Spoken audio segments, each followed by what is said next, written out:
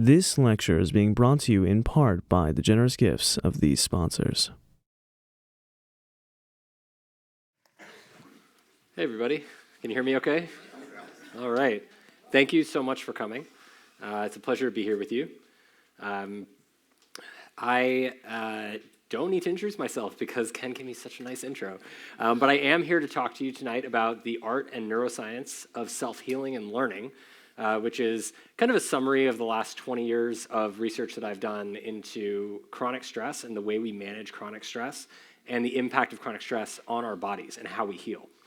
And I think I always like to center my talks around kind of like, why are we even talking about this? And I think the main reason is because we've never had cures for mental illness before. When you're trained in psychiatry, psychology, any kind of mental health profession, you're actually taught by your supervisors, don't use the C word, the cure word, because we don't have them. And that's where we were with infections in the 1920s and 30s prior to Alexander Fleming's Nobel Prize-winning work on the discovery of penicillin that transformed infections from terminal illnesses that result in loss of life and limb into very curable illnesses within 1 to 12 weeks that revolutionized human existence and extended human life by 10 to 30 years. And so we're now at a critical point in human existence where we can actually consider what, if it were possible, to start to cure mental illness in the next 10 years. And what would that be like for us? And so that's kind of the overarching question that I'd like everybody to think about as I'm talking about this science. And a lot of this revolves around the science of neuroplasticity. So what is neuroplasticity? Because this is a big, exciting keyword, buzzword everybody's talking about now. So neuroplasticity really just means learning. It's not any more complicated than that. Learning is something that we've all done since we were in our mother's wombs, and we do until the day that we die. Learning is universal. It's always happening. Neuroplasticity is the fancy neuroscience word for learning. And it exists in 3 primary ways in our bodies and our brains. So the first, we're only going to talk mostly about one of these today, but the first is called neurogenesis. So this is when our brains make new neurons. I did my PhD work under Sally Temple, who won a MacArthur for being the first person to discover that adult mice actually develop new neurons in their brains. It used to be thought, as probably most of you have heard, that you can't teach an old dog new tricks. Turns out you can, as long as they're willing to learn. So neurogenesis is one of the key ways that our brains just make new neurons as we grow. It does happen more when we're young, but it happens throughout our entire lives. Then there's also neuroregeneration. So this is the term for when the body repairs old neurons that are sick or senescent, quiescent. They just stop working properly, and the body has ways of repairing these neurons. So these are really important to know, but you don't have to remember them for this talk right now, because what we're really going to talk about is the most important part of neuroplasticity, which is actually called synaptogenesis. So a synapse is a connection between 2 neurons. It's when 2 neurons connect to each other and send signals between each other. And neurons grow towards each other and form these connections, and that creates memory. And so synaptogenesis is the most important part of neuroplasticity because it happens every moment of every single day that we're alive. Synaptogenesis is always happening. Every time you repeat something old you've known or you learn something new, you are connecting synapses and neurons more tightly. You're building more connections. And when you understand that this happens all the time, every moment of your life, it actually helps us to understand that learning is like innate to human nature, like we're always doing it. And it's not just humans, it's all animals. Every single animal that has a nervous system is building new synapses all the time. And I'll get into some of the research that discovered that, but Eric Kandel, in short, won the Nobel Prize in 2000 for discovering that ancient sea snails that are 300 million years old, called Aplysia sea snails, that only have 12,000 neurons. We have like billion neurons or more. These sea snails that are 300 million years old with a very primitive nervous system are forming new synaptic connections pretty much every day of their lives and every moment the same way that we do. And when you realize that we have that much in common in our nervous systems with these tiny little ancient sea snails that long existed before humans, it's quite humbling to understand the nervous system. It helps us understand there's certain rules that our nervous system is governed by that don't change over the course of our lives. In fact, they're the same for basically all animals. And there are certain core principles that come out of this work about, and the modern neuroscience, particularly Eric Kandel's research, about how we learn. And so the first principle is that the mind and the body are connected. Surprise, surprise. Most of us were taught this is not the case. Anybody who's familiar with Descartes knows that in the 1800s, Descartes, one of the first philosophers of science, was famous for saying that the mind and the body are separate so that the mind can observe the body and watch things happen. And that's great for scientific observation, but it's not actually true in reality. The mind and the body are intimately connected. And when you're sick in your mind and you don't do anything about it, you actually become sick in your body. And when you're sick in your body and you don't do anything about it, you can become sick in your mind. So we now know that this is true. So principle number 2, this is from Eric Kandel's work and our little sea snail friends, is that practice makes mastery. So also practice makes perfect, but like our parents told us, perfect doesn't exactly exist. So practice makes mastery. The more you do anything, the better we get at it. So think about that for a moment, because anything is anything. That means things that are good for us and things that are bad for us, we get better at. So we train neural connections. We build more pathways every time we do anything. So for instance, if you might have a pattern you've developed where every time you're stressed out and you come home from work, you grab a pint of Haagen-Dazs out of the freezer and you go sit in front of Netflix and then you just watch several episodes of Netflix for a few hours until you fall asleep. And that might be fine sometimes, but every time you repeat that as a habit or then sprinkle in some cigarettes or some alcohol or whatever it is that you feel is helping in the moment, it might give you immediate relief, but it's actually training neural networks to do that more often. So that every time you come home from work, your brain's like, oh, it's time to go get that Haagen-Dazs and Netflix, and it becomes automated. And so what this work around building synapses is so important, and neuroplasticity is so important for, is we should be really careful about what we're automating. Like our brains and our bodies are the most complex automation machines we've ever had access to, and if we repeat practices over and over again, including thought practices like thinking about yourself like you're great, or thinking about yourself like you are not worthy of love, or like you're a depressed person, you can automate those thought loops. And so we need to be careful and mindful and intentional about what we think about, how we think, what we do, because everything we do gets entrained. Principle number 3, restful sleep is essential. It's not optional. It's absolutely 100% essential for memory storage and organization, which is called reconsolidation. So memory reconsolidation is what happens when you sleep and you get good, restful, deep, and REM sleep, which are our most deep, vulnerable sleep stages. These are when all memories go from short-term memory in the hippocampus and they travel through the brain, they get organized, filtered, and organized in the cortex. And the cortex is where all of the surface of the brain, where all of our long-term memories are stored. You probably noticed not everything that you learn during a day is stored in your long-term memory. So there are certain things that are deemed important enough to get organized properly into long-term memory. We have to sleep and get good, deep, restful sleep to be able to store those memories properly. If you're not getting good sleep, not only will you not have good physical recovery, but your memory will suffer and you're not going to store information as well as you need to do the things you need to do. And the 4th principle is that learning and memory exist on 5 levels, not just in your neurons and in your brain like we talk about, but it's in your entire body. It's your organism. It's like I say, as an organism, as a human, I remember the following. So that's like an organism level. My organ systems remember things. So like my gut remembers certain foods it likes and doesn't like. Cells on the individual cells in the organs remember different experiences that they have had in the past that are either threatening or not threatening, toxic or non-toxic.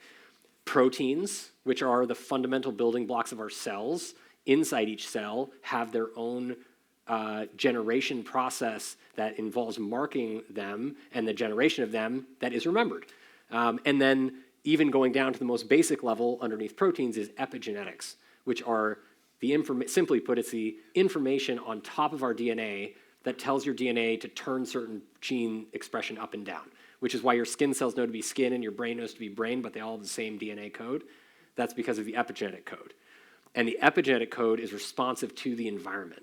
So when you get stressed out for a long time, you develop PTSD, your cortisol receptors have different epigenetic code on their DNA, so they make different structured cortisol receptors, and that's stored in the epigenetic code. The good news about all of this is you can change it because it's responsive to the environment. So it's not genetic and stuck as we often were taught. As much as we were taught, there is some genetic predisposition, but much of this is malleable by our actions and the way that we practice living. And so memories, what's interesting is memories can actually be inherited across generations, whether we intended them or not, through the passage of epigenetic code, through our cells, sperm and egg cells. So just to summarize, 4 key principles you need to know that will kind of take you, hopefully, not just through the rest of the talk, but through the rest of your lives. The mind and the body are connected. Practice makes mastery. Sleep is essential. And learning and memory occur on our DNA and can be inherited. So to understand why all of this is the way it is, like how did we get here? And it really requires a basic understanding of like human survival and the mechanisms that were built into our bodies to assure human survival so that we can reproduce and get to the next generation.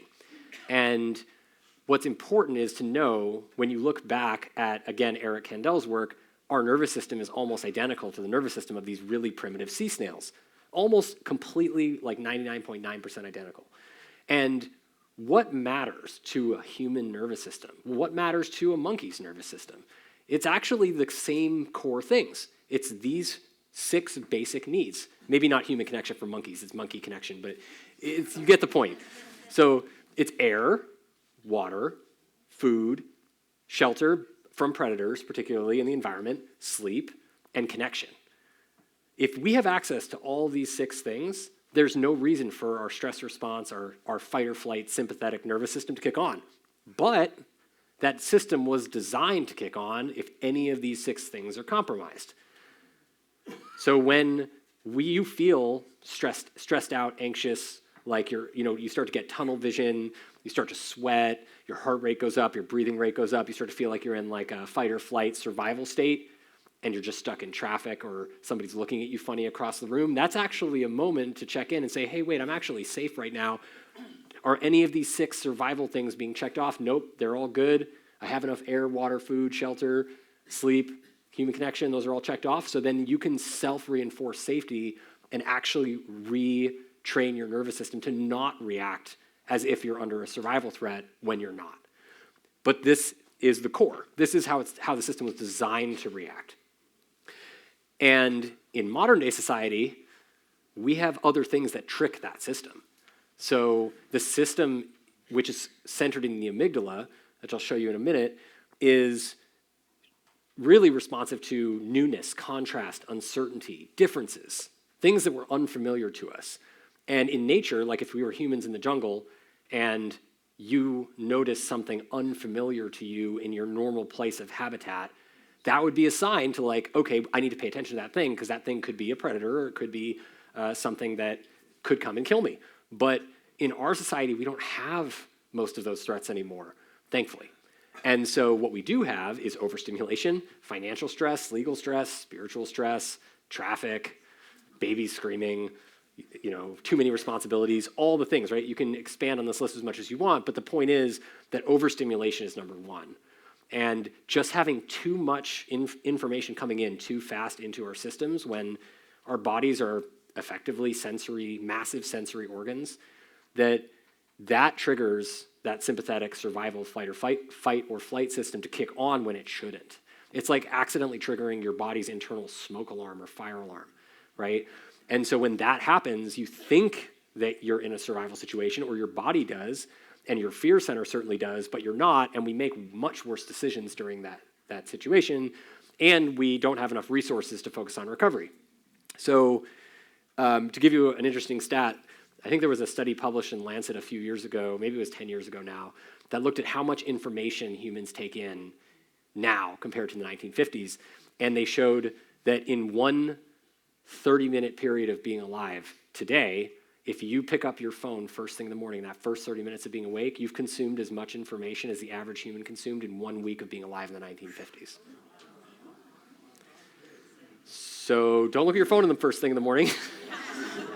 But also, just being cognizant of how much information you're putting in, especially about things that we have no control over, like the news or whatever, doom scrolling on socials. Like that is actually having a negative impact on our nervous system, a destructive impact, because it triggers our little friend here in red, the nucleus amygdala. And the amygdala detects newness, uncertainty, threat. And it's really important, right? That's why it's called the reptilian brain. It's in like every animal, going all the way back to ancient reptiles.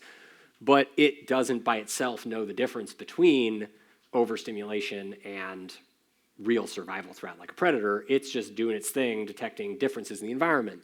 And so we have to use the rest of our brains, the whole cortical areas and everything else, to remind that part of our brains that the amygdala, that we're safe, and that it doesn't need to fire off so much. But this is the part that really gets triggered by these situations. And the main reason why it gets triggered is because, and many of these images, I hope you appreciate it, were actually from DALL-E AI. So they are all unique just for you. So anxiety, most of us, raise your hand if you think anxiety is bad. Okay, so like almost everyone. So that's common. Most people think anxiety is bad because that's what we were taught. But anxiety is not bad. It just doesn't feel good. The reason why it doesn't feel good is because anxiety is a signal that is trying to tell us that our attention is needed somewhere. If you ignore that signal, guess what? It's like a child knocking at the door being like, hey, I need you. And then you ignore it. What does a child do? It starts knocking harder. Then it starts screaming, right? It doesn't get quieter if you ignore it. And so anxiety is the same thing. And anxiety is just a neutral signal. So we really need to kind of refresh the understanding of anxiety, and all of our other emotions, by the way, are all neutral signals. They are not good or bad. They are literally just trying to send us information about what's happening in the environment through our bodies. And so anxiety is a really interesting one, though, because it particularly is involved in amygdala overactivation, because when you think about things you don't have control over, anything that invites uncertainty into your awareness, guess what? You feel more anxious. So the antidote for that is, well, you just focus on things you can control.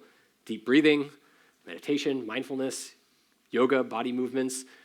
We'll get to those things. Anything that soothes your body and reminds you you're in control of your attention and you're in control of how you feel, all of a sudden decreases your anxiety, increases your feelings of being in control and certain. And that is really coming down to biological safety. So biological safety is recognizing that there actually is no lion.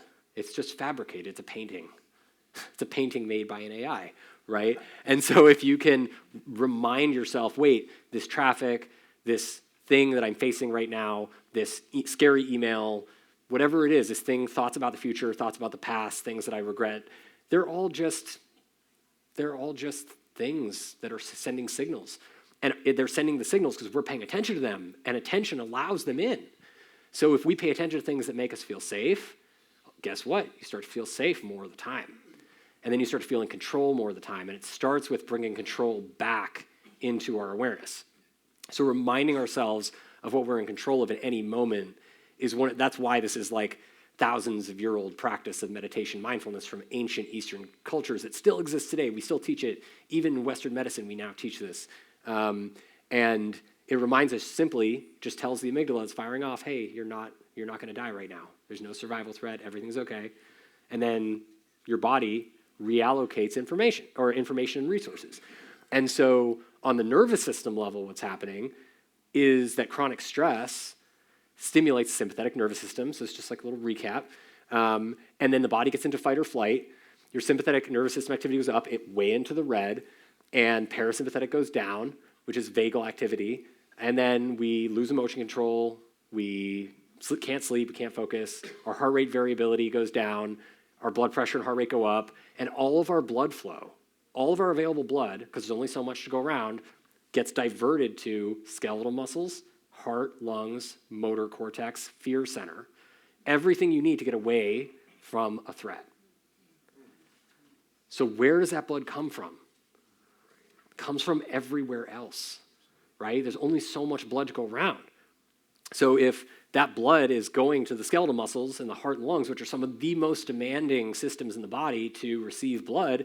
That blood's coming from reproduction, immunity, digestion, creativity, empathy. People who are stressed out all the time actually score on the autism spectrum scale because their empathy cortex is so understimulated. Think about that. Think about how many people you know are probably misdiagnosed with autism because they're just stressed out, right? They're just taking a neuropsych test and they're stressed out. That's not the time to take those tests. And so the counteract to this is all of these activities that are, many of which are studied here at IHMC, things you've probably heard of for many years, which are biofeedback, deep breathing. I've mentioned these, I don't need to read them again. You can read them, but the point is that the outcome is you increase parasympathetic tone governed by the vagus nerve by doing any of these activities and anything similar to these activities that soothes the body. And then guess what?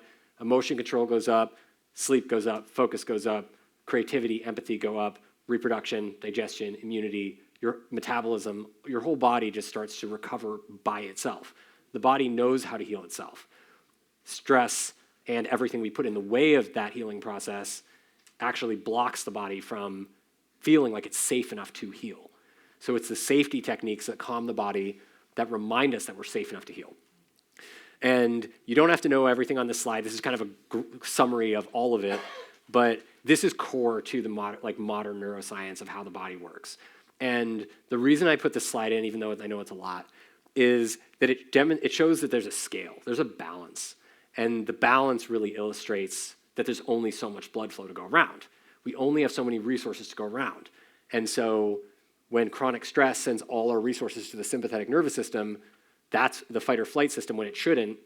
That's when you get the effects of chronic stress depleting the rest of our body. So why would you expect your reproductive system to function when it's lost its garbage pickup and its nutrients for the last 3 years?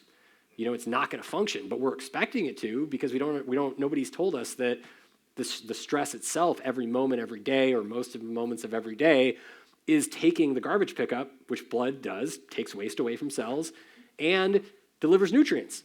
So you've just taken the core things that not just cells need, but all of us need. How long would you live without garbage pickup and food? Not long, right? You'd probably start to feel crappy pretty quick.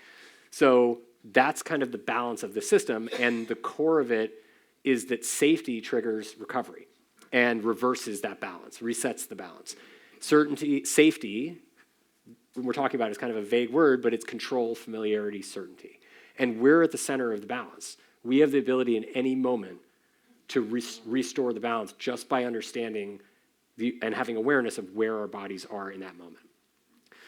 And so based on all of that, this kind of requires a modern update to our definition of trauma, because trauma is often thought of as something that you can describe in the moment, but you can't. When you're having a hard time at anything or a challenging experience, you can't know that it's traumatizing when you're having it. Trauma is actually defined months or years later. And so we took it upon ourselves to kind of based on the modern neuroscience, how do we redefine or redescribe and provide an updated understanding of trauma? And so this is the updated understanding that I'll give you based on the work we've done, which is that trauma is one or multiple intense, meaningful, challenging experiences that leave us feeling threatened for which we did not have adequate preparation or support. Support piece is really critical because you can have really, really bad, hard stuff happen and then have somebody come to you and say, you know what, that's not your fault. You just did the best you could. F that person. And then you feel great because you're like, oh, I just did the best I could. Well, it wasn't my fault. All right, well, I came out okay. And you can have the exact opposite response, which is actually the more common response that especially impacts women who have had sexual trauma, which is so avoidable and sad, which is when a woman has had sexual trauma, the first thing they hear from somebody they go to is, why did you let that happen to you? What is wrong with you? What does that do? Well, it results in a negative reference to self and the world because you just were victimized by the person you trusted, and then that decreases your vagal tone because it creates a state of lack of trust and safety within your own body. If it's my fault, if this person I trust has told me it's my fault that this bad stuff just happened to me, then how likely am I to keep myself safe in the future? Probably not very likely. That means I might be a victim of circumstance. Uh-oh, I don't have control over anything. You can see the theme, right? And so then your vagus nerve activity, the recovery nervous system activity, goes way down because you're perceiving threat from the inside. If you can't keep yourself safe, then your body becomes a threat, and you become a threat to yourself. And so the interesting thing is that if we redefine trauma, we have to redefine healing, because healing allows us to recover from trauma. So what is healing? It's actually quite similar to trauma. There's not that many differences. The major difference is it's still intense, it's still meaningful, and it's still challenging, but it's safe. People aren't worried about dying, generally speaking, when they're healing. They're worried about it being painful, upsetting, uncomfortable, but not dying. They don't feel like they're under survival threat.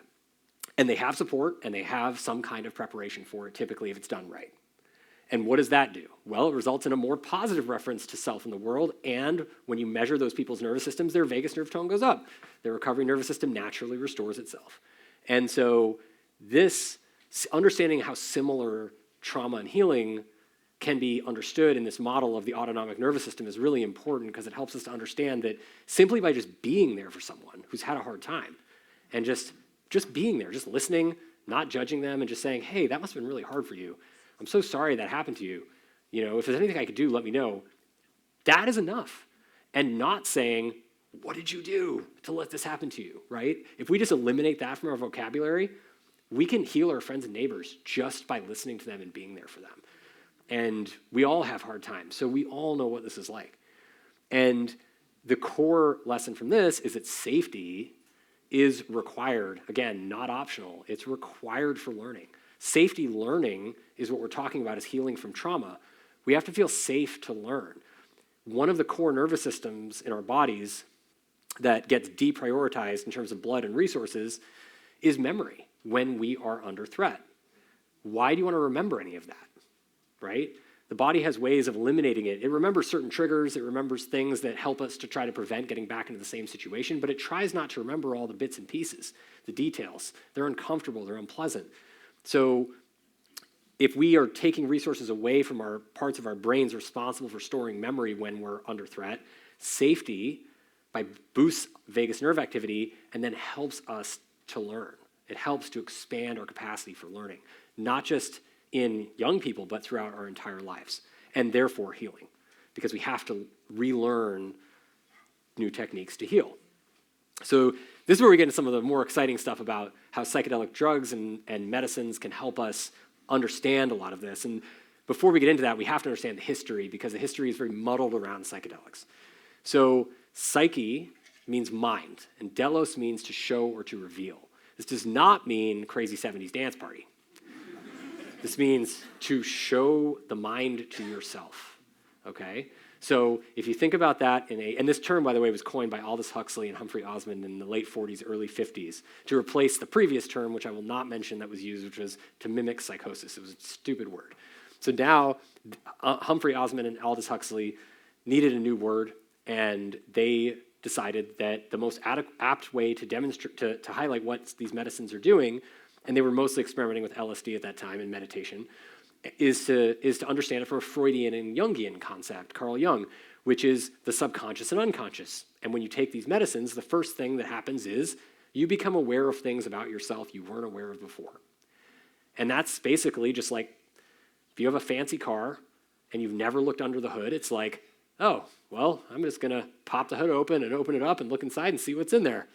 Oh, there's a lot of stuff in there. Okay, I'm not sure I want to deal with all that right now, but maybe I'll learn about some of it and read about it and then come back to it later. You do the same thing with your consciousness, and that's what they were doing when they came up with this word. And psychedelic is really about expanding awareness. It's about becoming aware of things we weren't aware of before. And the other important part of psychedelics experiences that was described by Stan Grof, who's one of the most famous psychiatrists in this field. He described psychedelic medicines, and I'll come back to this, as non-specific amplifiers of awareness. So not only are they allowing us to pop open the hood and look underneath the surface, or to look underneath the surface of the water, if our awareness is just the tip of the iceberg sticking out of the water, there's 100 million more times of iceberg underneath the surface of the water that we do not see. So when you take a psychedelic medicine or you enter a psychedelic state, what you're coming in contact or becoming aware of is material that's subconscious and unconscious beneath the surface of the water. The medicine's like creating ripples in the water, and then you're like, oh wait, there's actually a giant iceberg down there, right? I'm not gonna crash into that, that would be silly. Let's go around. So that is effectively what these medicines are doing, but non-specific amplifier is important because they amplify awareness of all things. Things that are distressing, things that are joyful, loving, things, past traumatic events, anything can be amplified in terms of awareness. Awareness is the whole iceberg. And the most important point of this is that to access psychedelic states, you do not need drugs. Everyone in this room has experienced a psychedelic state. Whether you believe it or not, you have had a dream, and a dream is a psychedelic state. It is a state where you're able to look, whether you recognize you have choice or not, you are able to look underneath the surface of your consciousness, of your awareness, into deeper parts of your consciousness. And that's why sometimes dreams are familiar and sometimes they're not, because you are experiencing pieces of things that are part of your consciousness, but not necessarily part of your awareness. So no drugs are required to access these states.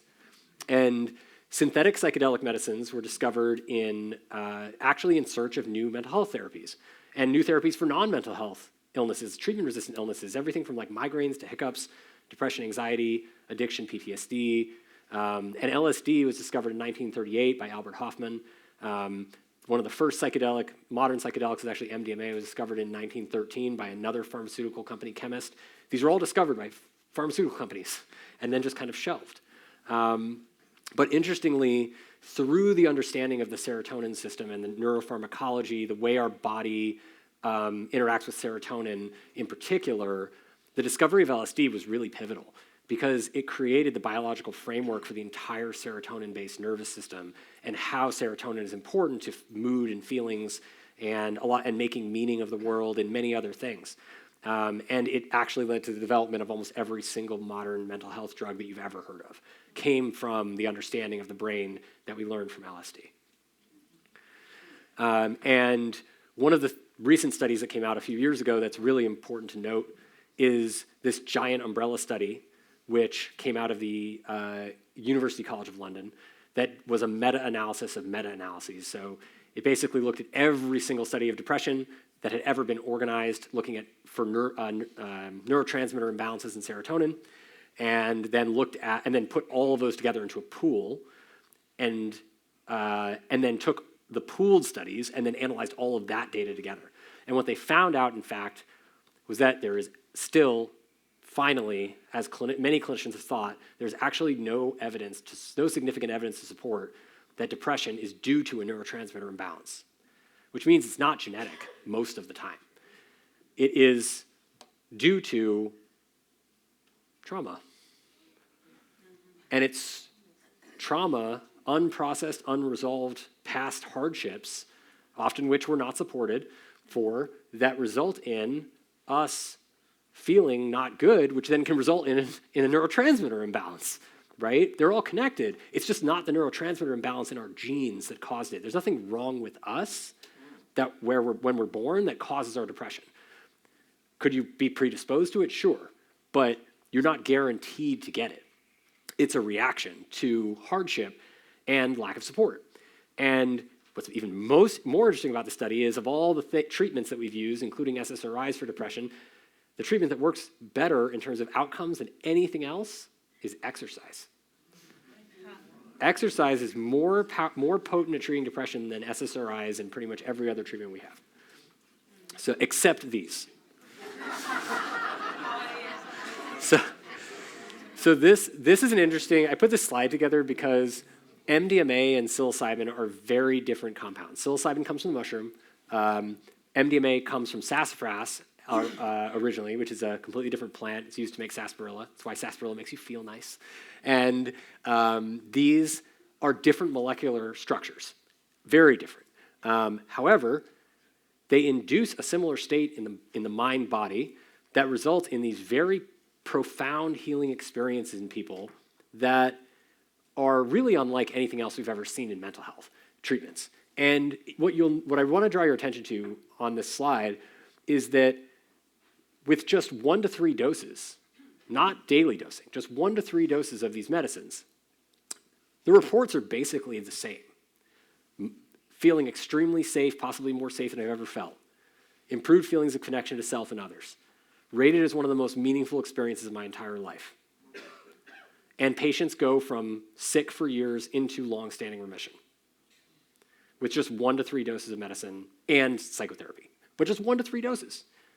Like, that's pretty incredible. With a plant, an actual plant, fungus that grows everywhere, and a synthetic molecule that was, made from the sassafras derivative, which originally also comes from a plant.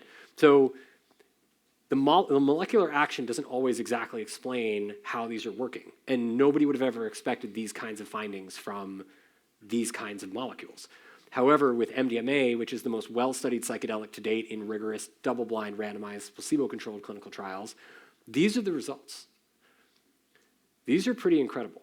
So after 2 months post-treatment with just 3 doses and 42 hours of psychotherapy for 12 weeks with 2 therapists, these are people, by the way, who have on average 17.6 years of treatment-resistant PTSD before they went into the study. They've tried everything, nothing's worked, and most were veterans. And some women with sexual trauma who were not veterans, but almost all veterans. 2 months after treatment, 52% of the MDMA group no longer met diagnostic criteria for PTSD. 2 months out. 27% of the placebo group no longer met diagnostic criteria, which is pretty amazing because they've already tried everything, and even without the drug, the therapy itself worked so well that 27% of people still got better. However, at 12 months out, with no additional treatment, 67% of the people who received MDMA were now no longer meeting diagnostic criteria. So the number of people getting better went up without additional treatment. There's only a couple medicines in the entire medical pharmacopoeia that treat illness in this way. One of them is antibiotics. You continue to get better after the treatment is stopped. There are very few others. So that's really impressive. And that really is why these treatments are so paradigm shifting for the field, and why we can start to think about using the cure word, because over 50% of the placebo group relapsed. So the placebo group got much worse after the year, but the group that got MDMA learned how to heal themselves, right? They learned how to rebalance their nervous system. They learned how to make peace with past traumatic events, and they learned how to heal themselves. And that is what this data is showing, which is starting to be replicated in the phase 3 trial. We don't have the 1-year data yet, but in the phase 3 trial that completed last year, and you can read about it in the New York Times if you want, they had the 52% after 2 months was 88% response rate, and 76% of people no longer meeting diagnostic criteria after 2 months. So they refined the treatment and it got even better. But the point is, people get better after the treatment is stopped. I'm bringing up ketamine because ketamine is the only legal psychedelic we currently have access to. It's been legal for 70 years. It's FDA approved for treatment-resistant depression. Now there's a derivative approved for regular depression. Ketamine is so safe and well-tolerated, it can be delivered at home in telemedicine with people, which I am one of the people who trains clinicians on how to do this work. It dramatically increases access to care, which is really important. And it's only an hour-long experience. Psilocybin and MDMA are like 6-hour-long experiences. So this is a 1-hour-long experience, and it's very powerful. And it's a good preview for Dr. Jonathan Edwards' talk, who's coming in a month, because he wrote a book on the most interesting effect of ketamine, which is the most unique to ketamine from any other psychedelic and any other antidepressant, which is it is acutely anti-suicidal. You can literally take somebody who's had suicidal thoughts for months or years, give them a shot of ketamine, observe them, and then for weeks afterwards, they won't be suicidal anymore, which buys you just enough time to get them into an appointment out with their doctor, right? So you don't have to bring them into the hospital necessarily. You can get them feeling better, observe them, and then get them into outpatient care, which is actually where they belong. Because I don't know how many people here were in a mental health hospital recently in an inpatient unit, but they don't do psychotherapy there anymore. It just doesn't exist. So this is really important. Ketamine is the only acutely anti-suicidal antidepressant. SSRIs, to give you an idea, have a counter effect. They have like a black box warning where they can actually increase suicidal behaviors after you start taking them. So this is really unique. And in summary, I think it's really important to understand in context that psychedelic medicines are some of the most promising, safe, and effective trauma treatments we've ever had in the history of our field. I mean, this is like really, really exciting. It's not taking drugs at a Grateful Dead show. It's going into an office with two therapists where the medicine is being used to accelerate the therapeutic process. It's a therapy amplification medicine. All of these medicines are. And that's why they work. And I just want to shout out to indigenous cultures because they've known about this the whole time. Right? Western science is just catching up to things that these folks have known about for thousands of years. And as a disclaimer, so that all of you don't run out of here and try to find your local drug dealer, it is very important to note that these medicines have to be used intentionally, and they should always be used, especially if it's your first experience with guidance from a trained provider. They are not harmless. While they are in almost all studies more safe and have less side effects than most of our standard mental health medications. They do have rare side effects that are very real, like inducing psychosis and delusional disorder, bipolar disorder, particularly in people who have a family history of those disorders. They can worsen personality disorders. So patient selection is a very important part of the process. There are certain people we just don't use these on. Those people I just mentioned are amongst those groups. And then, of course, to remember that these are non-specific amplifiers of awareness. So all parts of your awareness are amplified, which means that you can accidentally learn. If they're accelerants to learning, then you can accidentally accelerate learning of things you do not mean to learn. If you are trying to quit smoking and you have some anxiety on your mushroom journey, and then you decide to go light up a cigarette, you're actually training yourself to smoke more. You're strengthening neural connections around that. And so that's just one of many examples, but the point being you can train and learn things you did not intend to learn with these medicines. They are learning amplifiers. So that's that for a moment. And then I think I would be remiss if we didn't talk a little bit about different kinds of tools. So I'll try to go through this really quickly. There's medicines that actually impair neuroplasticity, which are important for people to understand because they're not properly taught. Neurostifling is a term that we coined for inducing neurorigidity or decreasing neuroplasticity. So neurostifling thinking is like describing yourself inaccurately, describing yourself as not worthy of love or having depression. You don't have depression. You feel sad because something happened, right? So those kinds of thought processes are actually inducing a state of rigidity in the mind. They impair learning. Associating emotions and experiences with our identity, saying I had this experience, now I'm a different person because of that experience. You're not. You're the same person. You just had an experience and you learn from it. And the purposes of these neurostifling agents and thought processes are to shut down pain in emergency situations. So neurostifling tools primarily are sedatives and hypnotics and distractants and stimulants. Sedatives and hypnotics include alcohol, anesthetics, benzodiazepines, opiates, and barbiturates, and anything that falls into that sedative and hypnotic category. They have very important uses. Surgical anesthesia, seizure prevention, panic attack treatments, insomnia. They also impair neuroplasticity. So we need to be very careful with how they use it. We use these things. It doesn't mean they're all bad. We just need to be thoughtful about how we're using them. They decrease brain functioning. They induce physical and emotional numbness. They reinforce existing thought patterns. They impair insight and judgment. So they decrease our ability to listen to our loved ones or to ourselves. They have a high risk of addiction. So this is really important. And then the other side of neurostifling agents are distractants and stimulants. These include methamphetamine, cocaine, nicotine, caffeine. They can be used for learning and expanding learning when they're used intentionally to learn new things. However, they also can increase the rigidity around existing thought patterns. For example, smoking a cigarette while you are on Adderall is not a good idea because you will want that so much more and train that pathway so much tighter. They can facilitate your learning if used intentionally, but they're often not. The risks are reinforcing maladaptive thought patterns, and they have a very, very high risk of addiction, and stimulants especially can induce and increase rates of psychosis when used with dissociatives and psychedelics like THC, cannabis. Neurocatalytic tools are the opposite. So these are the things that promote neuroplasticity. They increase brain functioning, provide perspective, and expand awareness. These are all the natural things we've already talked about that you can do to do this on your own. You don't need drugs, okay? So drugs are great, they're very useful, but we don't need them to make our brain grow. Psychedelic substances, though, are fascinating neurocatalytic agents.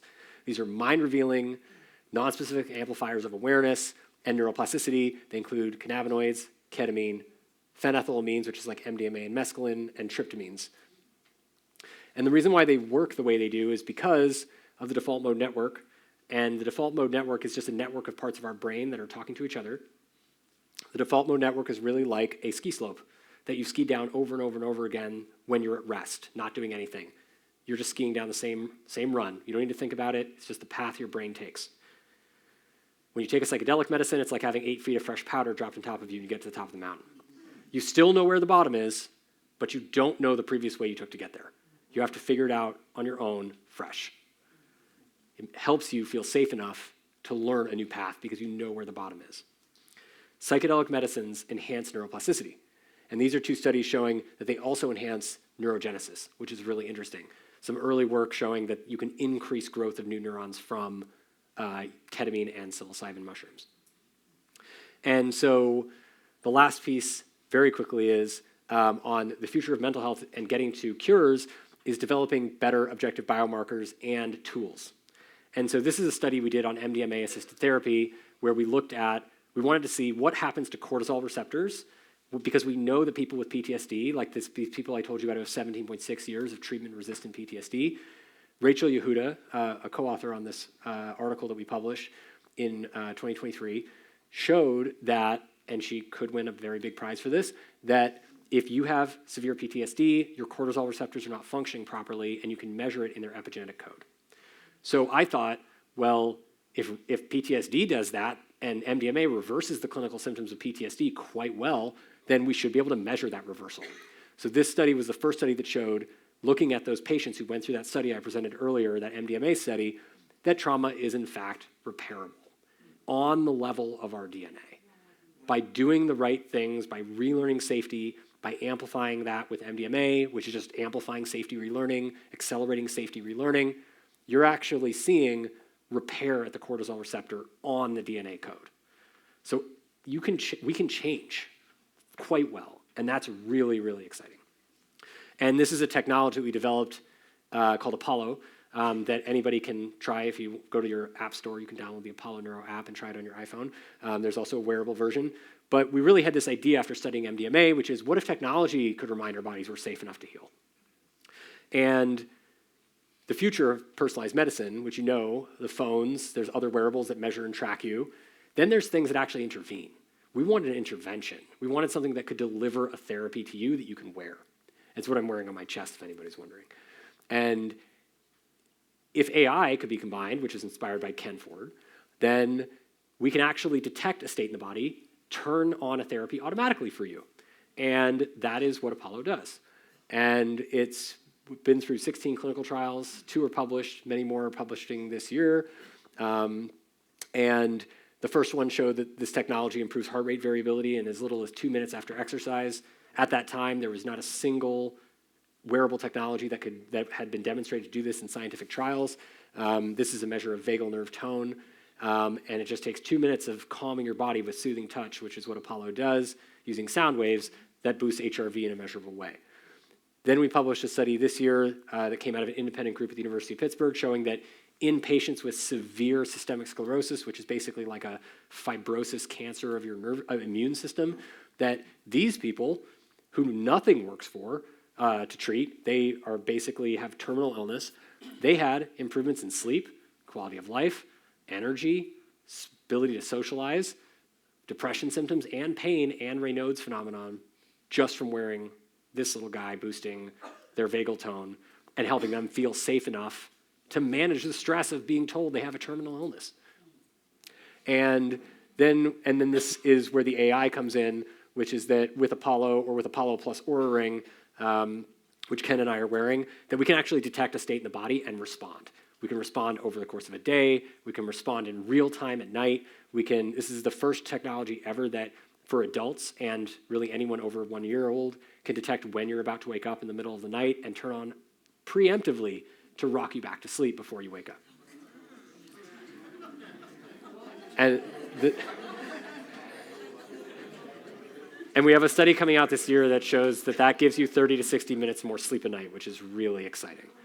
So ending takeaway, safety is required to optimize learning and to make meaningful life changes that stick. And you are worthy of love because that's the most important way to remind ourselves and each other that we are safe to heal. Thank you.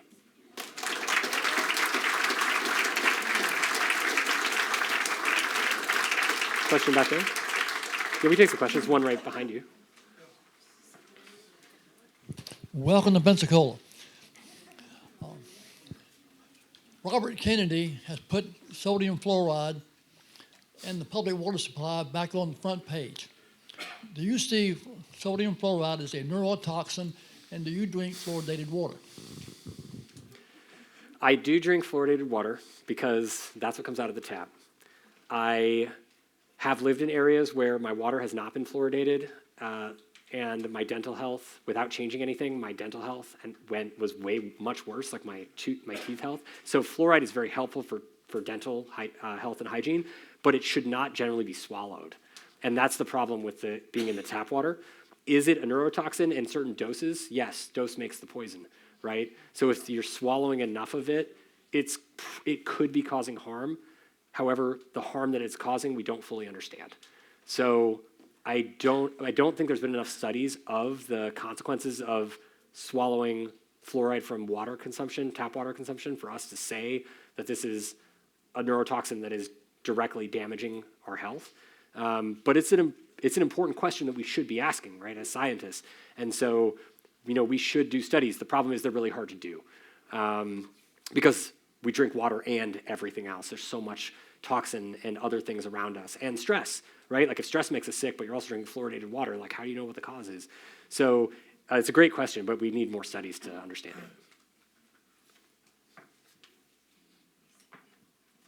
it. The baby boomers, the greatest generation, they experience some of the most stress out there, period. And Gen Z has had very little stress. I don't mean to offend you guys. No responsibilities, but their mental issues are through the roof. Do you think that's maybe DNA passed through, or what do you think's going on there? So it's a lot of things. A lot of it is overstimulation. But I'll tell you, it's a big question. I think one of the biggest challenges that I see working with a lot of Gen Z folks and younger kids is that almost everyone in this room that I'm looking at remembers what it was like to live before the internet and before having a smartphone, even more people, right? Gen Z, most people in Gen Z, almost none of them remember that time, or they weren't even alive during that time. And so what ultimately, one of the unfortunate consequences of the incredible invention and propagation of smartphone technology is that parents, when they are frustrated and busy, hand them to their young children. And smartphones are not inherently bad. They're great. I couldn't do any of this work without my smartphone. However, if you hand your phone to a child who doesn't yet know how to soothe themselves and calm themselves down naturally, then what do? They do this, right? And then that's how they learn to calm themselves down, is by scrolling, playing, whatever, relying on something outside of themselves to soothe. Soothing can't come from outside of you as your general pattern. It has to come from inside of you. Like that's a Hippocratic principle, Eastern, tribal medicine, Western medicine, they all agree, source of healing comes from inside of each of us, each inside of the person seeking to be healed. As soon as you externalize the healer, you've given up your healing power to something outside of you, right? The doctor is not your healer, the medicine's not your healer. They're tools that help you heal yourself. So if you teach children to externalize their healer to their phone, or their soothing and calming abilities to their phone, or to any screen, you've just sabotaged their natural pattern of teaching them how to soothe themselves without that stuff. And then they never learn how to do it. And then they get into the regular world and the same kinds of stressors that we might have faced, which objectively on paper might have been a lot harder for baby boomers.